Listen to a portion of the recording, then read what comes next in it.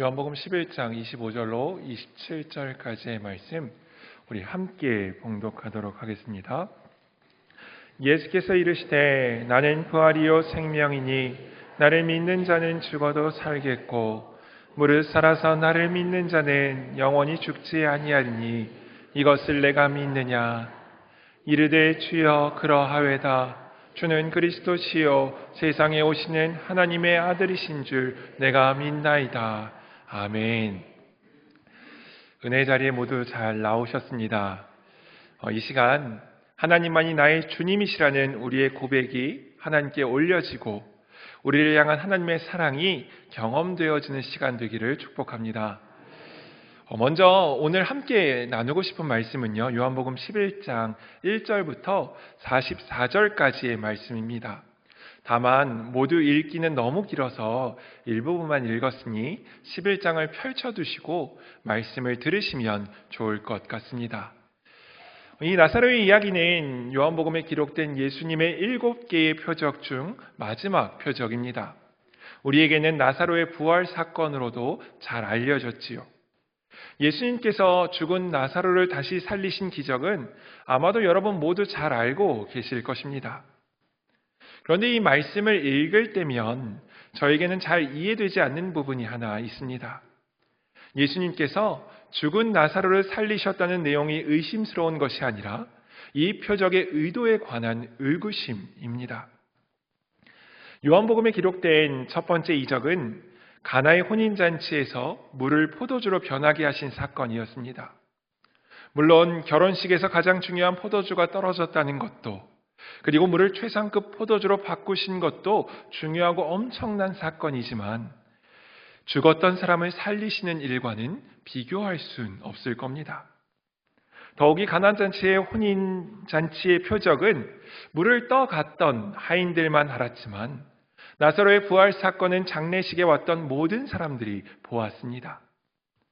그렇다면 장례식에서 죽은 자를 살리시는 사건을 혼인잔치 이적보다 먼저 보여주셨다면 예수님이야말로 하나님의 아들이시며 우리의 구원자이심을 증명하는데 더 효율적인 방법이 되지 않았을까요? 오늘 우리처럼 예수님의 공생의 전체를 글로 읽을 수 있는 것이 아니라 이야기가 그대로 전해지고 들려지던 때였습니다. 그럼 가장 먼저 듣는 이야기가 죽은 자를 살리신 예수님이라면 주님의 전능하심이 잘 드러나지 않았을까요? 그뿐만이 아닙니다. 거의 죽어가던 자가 다시 살아나는 소생도 아니고 완전히 죽었던 자가 부활하는 이 불가능한 사건이 일어났음에도 다른 복음서에는 나사로의 이야기가 기록되어 있지 않습니다. 경이롭고 신비한 부활 사건인데 말입니다.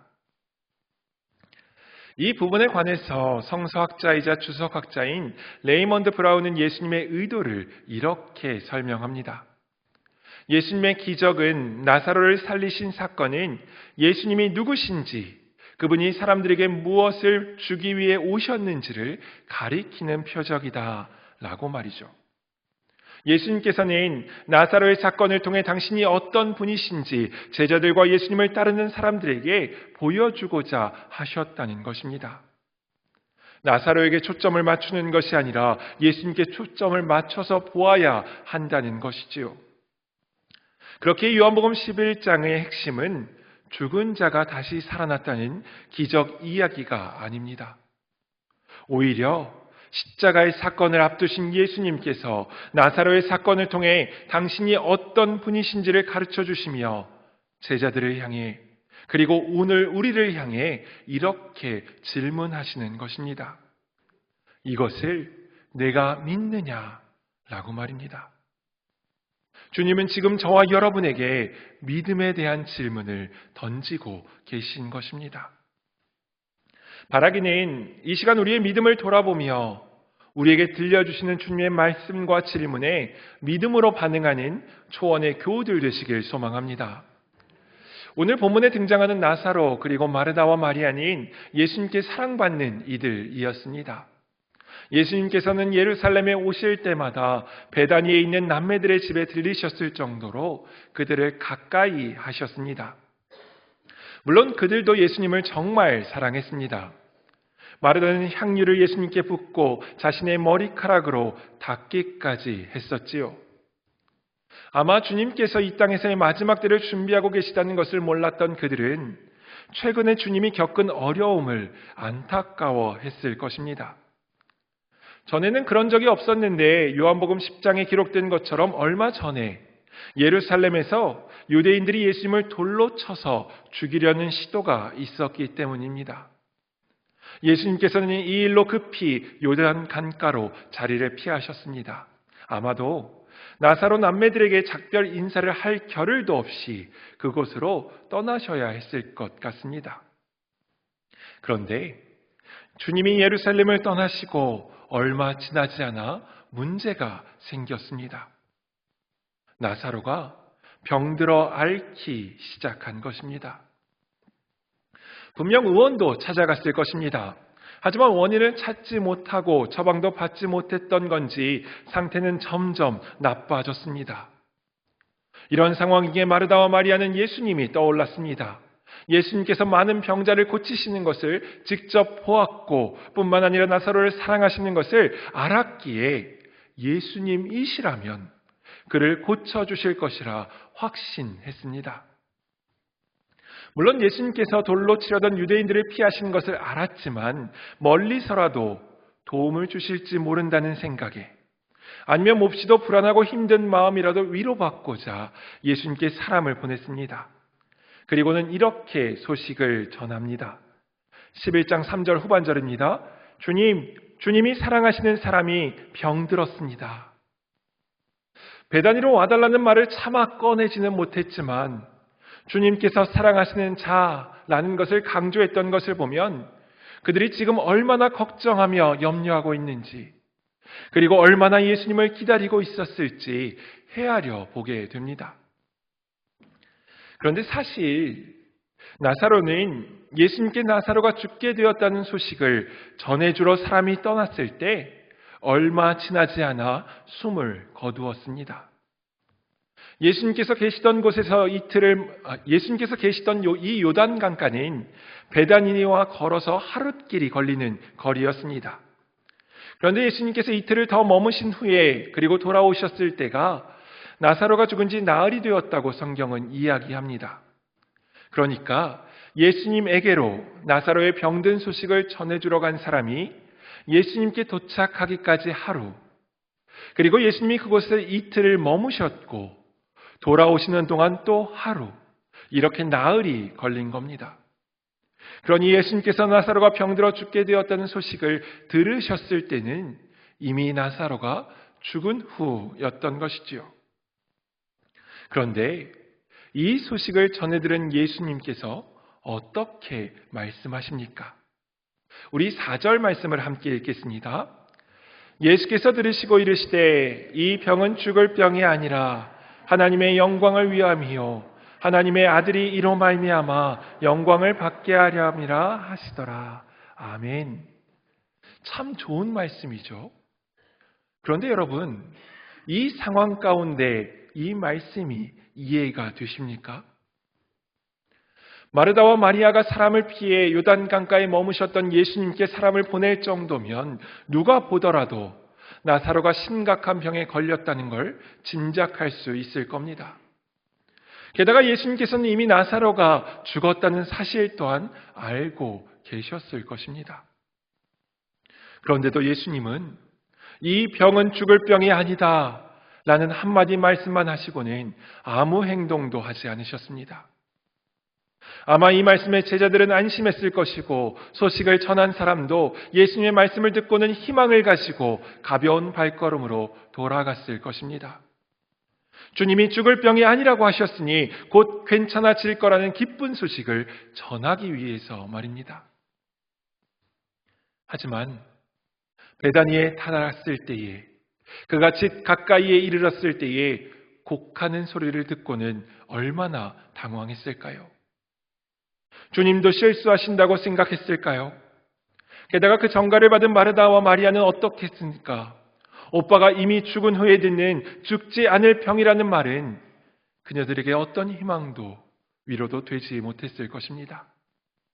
심지어 예수님은 오빠를 무덤에 묻고 장례식을 다 치를 때까지 아무 연락이 없으셨습니다. 여러분이라면 어떠시겠습니까? 사랑하는 가족이 아니면 내 자신이 병으로 고통 가운데 있습니다. 사업이 너무나 어려워 두려움 가운데 있습니다. 경제적인 문제를 해결해야 할 부채는 너무나 무겁습니다.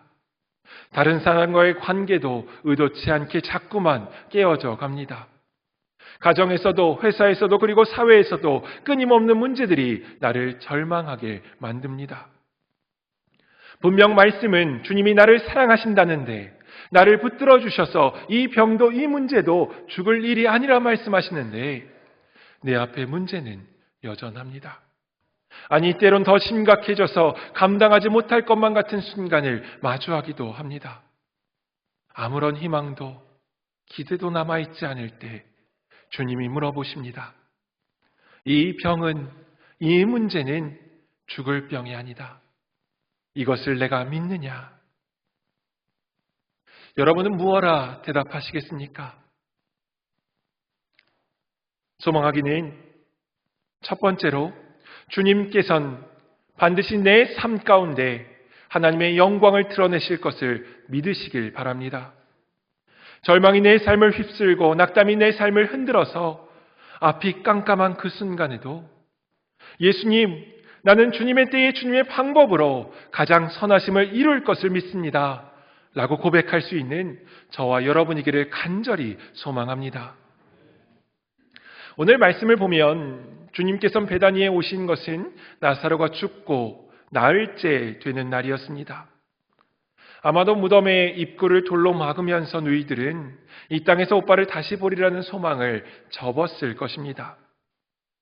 당시 유대 랍비들은 사람이 죽으면 그 영혼이 사흘 동안 자신의 시신 위를 떠다니다가 음부로 간다고 믿었습니다.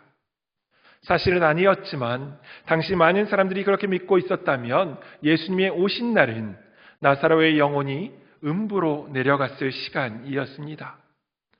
사람들이나 가족들이 그나마 가질 수 있는 신라 같은 희망조차 접어야 했던 시간이었지요.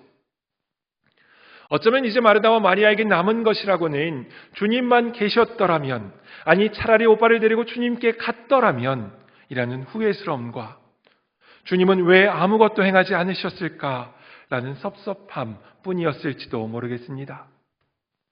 무엇이 되었든 마르다와 마리아가 이제는 정말로 모든 게 끝났다고 생각했을 때 예수님은 그들을 찾아오셨습니다. 그런데 여러분, 여기서 여러분에게 이렇게 질문 드려보고 싶습니다. 정말 예수님은 마르다와 마리아가 절망의 끝자락에 설 때까지 기다리셨다가 돌아오신 것일까요? 아니면 할 수 있는 게 없어서 무정해서, 아니면 바쁘거나 몰라서 이제서야 그의 집에 도착하신 것일까요? 오해하지 마시길 바라는 것은 주님은 그들이 낙심하여 실망에 빠지거나 절망의 밑바닥을 경험했을 때에야 등장하신 것이 아니란 사실입니다. 예수님은 나사로와 두 누이의 고난을 안타까워하셨지만 그 시간을 통해 주님께서 이루셔야 할 일이 있으셨기에 기다리고 계셨던 것입니다. 지금 예수님은 곧 당신이 십자가에서 죽으실 것에 대해 바라보고 계셨습니다.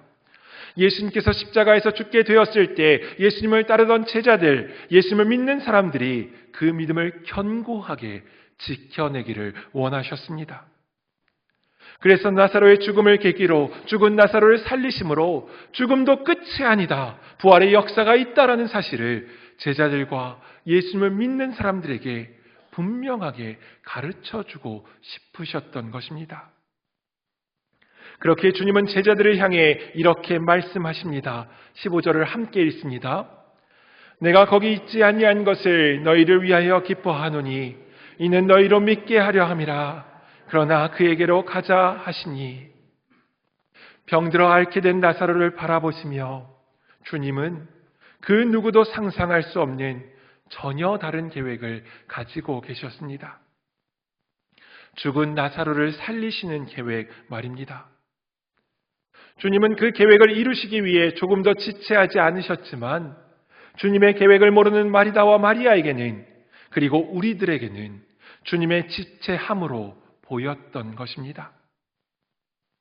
여러분, 예수님의 계획은 우리의 계획과 방법과 다릅니다. 그리고 예수님의 때는 우리의 시간과도 다릅니다. 오늘 말씀을 생각해 보면 마르다와 마리아의 시간은 오빠 나사로가 죽기 전까지 도착하는 시간이었습니다. 그러나 예수님의 시간은 나사로가 죽은 후에 가야 하는 시간입니다. 그럼 마르다와 마리아의 계획은 무엇이었습니까? 예수님이 오셔서 안수하심으로 오빠가 다시 회복하는 것이었습니다. 그러나 예수님의 계획은 무엇입니까? 나사로가 죽은 것을 확인하고 그 죽은 나사로를 다시 일으키는 부활의 계획이셨습니다. 그러니 우리에게는 실패이고 좌절이고 다 잃어버린 상실인데 주님은 찾는 것이다 말씀하셨던 것입니다. 어떠한 상황에서도 우리의 삶의 모습이 어떠하든지 한 가지 분명한 것은 하나님의 계획에는 결단코 1초의 어긋남도 없습니다. 이 사실이 믿어지기를 진심으로 축복합니다. 성경이 끊임없이 우리에게 말하고 증명하고 있는 것이 바로 이 하나님의 역사입니다. 아브라함은 갈 바를 알지 못하고 주님께서 가라고 하시는 가나안으로 갔지만 아브라함을 부르시고 약속하셨던 주님, 온 민족을 주실 것처럼 약속하셨던 주님은 아들 하나 주는데 25년 걸렸습니다. 요셉은 어떻습니까? 그는 잘못한 게 없었습니다. 최선의 삶을 살았고 열심을 다해서 살았지만 최악의 상황을 만났을 때 그는 고통의 시간을 13년이나 견뎌야 했습니다. 이스라엘 백성들은 또 어떻습니까? 적과 꿀이 흐르는 땅으로 금방 보내주실 것처럼 애굽에서 데리고 나오셨지만 사흘 길을 가는데 장장 40년이 걸렸습니다. 마치 하나님이 지체하시는 것처럼 여겨졌을 것입니다. 내 간구에 응답하시지 않으신 것처럼 생각했을지도 모르지요. 하지만 우리 모두는 이 모든 이야기의 결말을 잘 알고 있습니다. 하나님은 약속하셨던 대로 아브라함을 통해 이스라엘이라는 민족을 이루셨습니다. 하나님은 요셉의 모든 억울함을 풀어주시고 그를 애굽의 총리로 가문 가운데 가족을 살리는 자로 세워주셨습니다. 하나님은 40년 동안 굶주려 죽는 이 없이 의복이 닳아 쓰러지는 이 없이 그들 모두를 가나안으로 인도해 주셨습니다. 하나님은 그들의 삶을 통해 하나님의 영광을 드러내 주셨습니다. 그래서 이사야는 우리에게 이렇게 선포합니다. 이사야 55장 8절로 9절의 말씀을 읽습니다. 생각이 너희의 생각과 다르며 내 길이 너희의 길과 다름이라. 여호와의 말씀이니라. 이는 하늘이 땅보다 높음같이 내 길은 너희의 길보다 높으며 내 생각은 너희의 생각보다 높음이니라. 아멘. 사랑하는 초원의 교우 여러분, 혹시 인생의 문제 앞에, 삶의 어려움 앞에 주님은 묵묵부답하시는 것 같아 불안하고 두려우십니까? 아니면 죽을 병이 아니라는 주님의 말씀이 전혀 위로가 되지 않으십니까? 우리에게는 죽을 병이 아니라고 하시는 주님의 말씀의 진실함을, 하나님은 우리가 절망의 끝자락에 다다르기를 기다리시는 분이 아니라 그 고통 뒤에 우리가 알지 못하는 계획을 가지고 계신 분이라는 믿음이 필요합니다.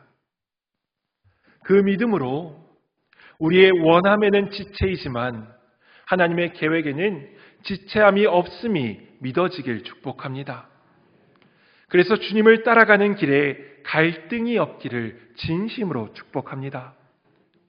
지금 내 기도대로 이루어지지 않았다면, 내 기도가 여전히 응답되지 않을 것 같다면, 그래서 마치 죽을 것 같은 그 순간에도 우리의 주님 되신 예수님께서 당신의 시간을 갖고 계신다는 것을 믿음으로 고백하며 끝까지 기다리는 믿음으로 반응하는 저와 여러분이 되기를 간절히 소망합니다.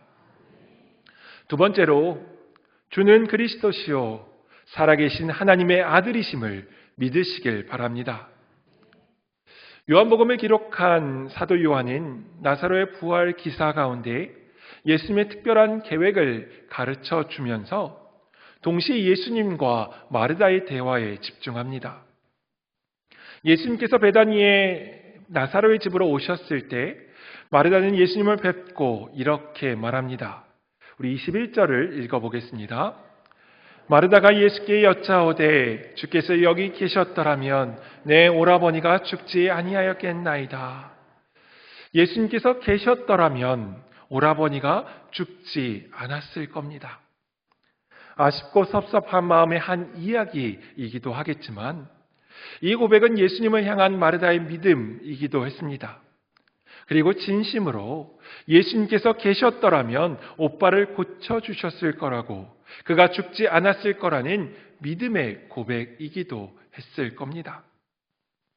하지만 그녀의 말을 곰곰이 곱씹어보면 동시에 이런 뜻이 되기도 합니다. 오빠가 죽기 전에 예수님이 도착하셨다면 그가 회복될 수 있었을 겁니다. 하지만 이미 오빠는 죽었으니 끝 아닙니까? 예수님은 죽기 전에 환자는 고치실 수 있지만 죽고 난 다음에 이미 죽은 자는 어떻게 하실 수 없지 않으십니까? 라는 말입니다. 그때 주님은 마르다에게 이렇게 말씀하십니다. 내 오라버니가 다시 살아나리라. 그럼 신앙적인 대답이라면, 믿음의 고백이라면 정말입니까 주님? 오빠를 좀 살려주십시오. 그렇게 될 줄 믿습니다. 역사를 보여주십시오. 라고 답하는 게 논리적이지 않을까요? 주님이 살아날 것이라 말씀하셨으니 믿는다는 대답이 나와야 응당 맞을 것 같습니다. 그런데 마르다는 어떻게 대답합니까? 24절입니다. 마지막 날 부활 때에 오빠가 다시 살아나리라는 것은 저도 알고 있습니다. 마르다는 믿는다가 아니라 압니다 라고 표현합니다. 여러분, 믿는 것과 아닌 것은 엄청난 차이입니다. 나는 예수님을 압니다. 나는 예수님께 기도하면 하나님이 들어주시는 줄 압니다. 나는 하나님이 세상을 창조하시는 분이라는 걸 압니다. 그런데 그 알매는 능력이 나타나지 않습니다. 왜냐하면 예수님은 믿는 자에게 능치 못함이 없다고 말씀하셨지 아는 자에게 능력이 있다고 말씀하지 않으셨기 때문입니다. 물론 이것은 마르다에게 믿음이 없다, 질책받을 만한 믿음이었다는 말은 결코 아닙니다. 마르다는 분명 예수님이 그리스도라는 사실을 믿었습니다. 마지막 날의 부활과 영생도 믿었습니다. 그런데 마치 예수님이 자기 앞에 계시지 않은 것처럼 말하고 행동하고 있었다는 것입니다.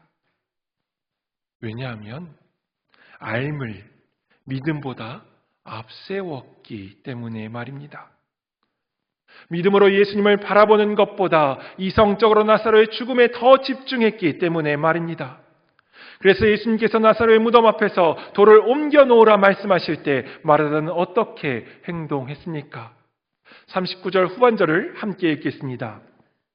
그 죽은 자의 누이 마르다가 이르되 주여 죽은 지가 나흘이 되었음에 벌써 냄새가 나나이다.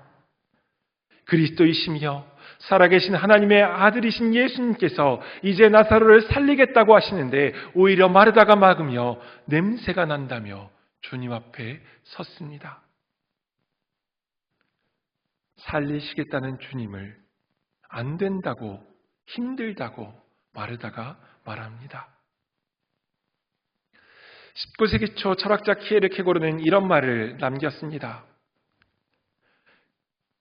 그리스도인들은, 교회를 다니는 교인들은 집 거위들과 같다.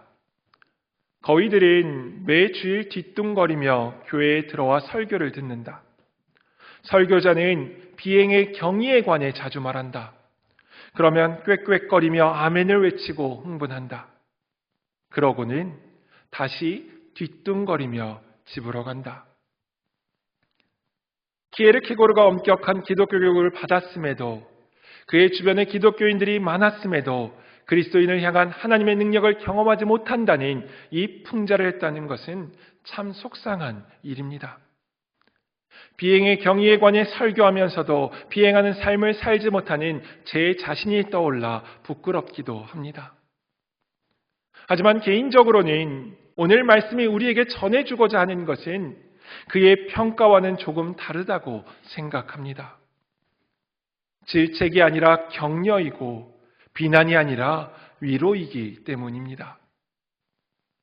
마르다는 끊임없이 예수님께로부터 비행의 경위에 관한 이야기를 들어왔습니다. 하지만 계속해서 뒤뚱거렸지요. 주님께 사랑을 받았고 약속을 받았고 말씀을 들었지만 여전히 비행하는 삶을 살지 못했습니다. 그런데 예수님께서는 마르다와의 대화 가운데 내가 어찌하여 믿음이 없냐며 꾸짖지 않으십니다. 돌문 앞에 서셔서는 내가 어떻게 의심하냐며 책망하지도 않으셨죠. 그녀를 포기하시는 일도 없으셨습니다. 그리고는 주님은 그녀와의 대화 가운데 마르다의 입에서 엄청난 고백을 하게 만드십니다. 우리 27절을 함께 읽겠습니다. 이르되 주여 그러하에다 주는 그리스도시요 세상에 오시는 하나님의 아들이신 줄 내가 믿나이다. 아멘. 여러분, 이 고백이 어디서 많이 들어보지 않으셨습니까? 마태복음 16장에 나오는 베드로의 고백과 같습니다. 주님께서 칭찬하시면서 그 고백 위에 교회를 세우겠다고 하셔서 교회의 초석이 된 고백이기도 합니다. 그런데 요한은 이 고백을 마르다의 입을 통해서 기록합니다. 특별히 오라버니의 죽음 앞에서 절망과 슬픔을 감추지 못한 채 주께서 여기 계셨더라면 내 오라버니가 죽지 아니하였겠나이다. 마지막 날에는 다시 살아날 것을 나도 알고 있습니다. 라고 했던 그 마르다의 입을 통해서 말입니다. 압니다. 라고 고백했던 마르다가 이제는 믿습니다. 라고 고백하도록 만들어 주신 것입니다. 저는 마르다의 고백을 받으시는 예수님의 말씀이 큰 위로가 되는 이유는요, 마르다와 같은 저에게 꼭 이렇게 말씀하시는 것 같았기 때문입니다. 얘야, 죽음 앞에서 슬퍼해도 괜찮다. 고난 앞에서 흔들리는 것도 괜찮다. 불안하고 두렵고 걱정스러움에 답답해해도 괜찮다. 병세가 심상치 않다는 진단에 사업의 어려움으로 두려움과 허무함에 눈물을 주체할 수 없어도 괜찮다. 왜냐하면 내가 너를 반드시 온전케 할 것이기 때문이다. 라고 말입니다. 어떠한 순간에도 우리가 주님의 자녀로 살아갈 수 있는 이유는 내가 무언가 있기 때문이 아니라 예수 그리스도의 순종 때문입니다. 예수님의 십자가가 우리의 소망이 되기 때문입니다. 우리의 상황은 괜찮지 않지만 그래도 괜찮습니다. 무정해서도 아니고 천국에 가면 되기 때문도 아닙니다. 주님께서 십자가 죽음의 길을 가시고 부활하셨기 때문에 괜찮은 것입니다. 나사로가 살아났기 때문이 아니라 주는 그리스도시요 세상에 오시는 하나님의 아들이신 줄 우리가 믿기 때문입니다. 그 믿음이 끝내는 우리 가운데 하나님의 영광을 보게 할 것이기 때문입니다. 사랑하는 초원의 교우 여러분, 우리의 삶 가운데 하나님의 영광이 선포되는 그날까지 이 믿음 굳게 붙드시길 간절히 소망합니다. 물론 몇몇 분들은 지금 내 상황이라면 믿음을 지켜내는 게 불가능하다는 마음이 드실지도 모릅니다. 또 어떤 분들은 나에겐 그런 믿음이 없다며 걱정하실 수도 있을 겁니다. 작은 질병에도 경제적인 어려움 앞에도 관계의 깨어짐에도 나는 감당할 수 없다며 무너질 테니 말이죠. 그런데 저는 여러분 모두에게 이 역사가 일어날 것을 믿습니다. 왜냐하면 그 믿음을 갖게 해주시는 분이 바로 예수님이시고 그 예수님이 지금 저와 여러분 안에 함께 계시기 때문입니다. 마르다 곁에 찾아와 주시고 그녀를 떠나지 않으시며 그녀의 고백을 받으셔서 하나님의 영광을 보여주신 그 예수님께서 바로 저와 여러분과 함께 하시기 때문입니다. 예수님의 제자들을 생각해 보면 그들도 우리와 같은 사람들이었습니다. 그들은 뛰어난 믿음으로 인해 부름을 받았던 것도 아니고 부름 받았을 때부터 믿음이 뛰어났던 것도 아니었습니다. 하지만 3년 동안 예수님과 함께하며 예수님을 바라보았더니 뛰어난 사도가 되어진 것입니다. 그래서 히브리서 기자는 우리에게 이렇게 말합니다. 우리 히브리서 12장 말씀을 함께 읽습니다. 믿음의 주여 또 온전하게 하시는 이인 예수를 바라보자. 아멘. 사랑하는 초원의 교우 여러분, 우리가 해야 할 일은 주님을 바라보는 것입니다. 매일의 삶에서 매일의 순간마다 주님만 바라보는 것입니다. 문제와 어려움은 끊이지 않을지라도 고통과 슬픔이 찾아올 때조차도 나사로의 죽음을 바라보는 것이 아니라 그 죽음 앞에 서서 돌문을 열라 말씀하시는 죽음을 이기신 예수님만 바라보시기 바랍니다. 그렇게 하면 주님께서 우리를 온전하게 해주실 것입니다. 세상이 줄 수 없는 진정한 평안으로 우리의 삶을 채워주실 줄 믿습니다. 여러분의 매일의 삶을 잔치로 만드셔서 영광을 받아주실 줄 믿습니다. 그 이야기의 주인공이 저와 여러분이 되기를 진심으로 축복합니다. 이제 말씀을 정리합니다. 이 자리에 오신 여러분 안에는 아마 각자마다 힘들고 어려운 일이 있으실 줄로 압니다.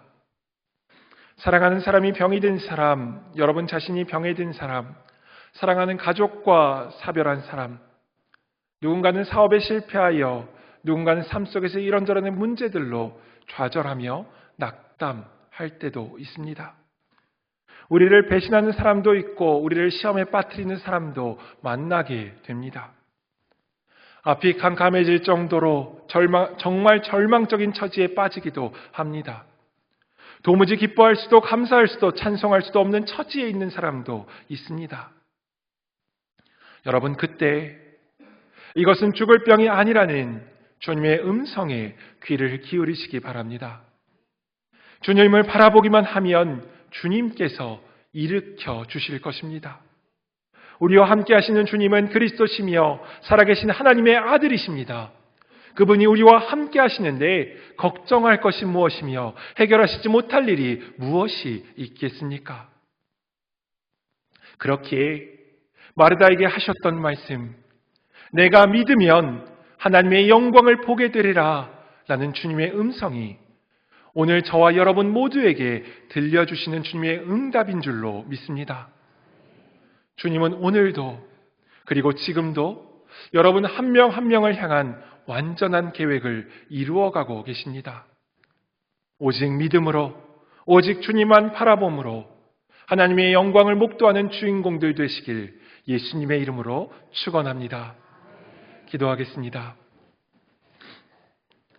하나님, 오늘도 우리에게 말씀해 주심에 감사드립니다.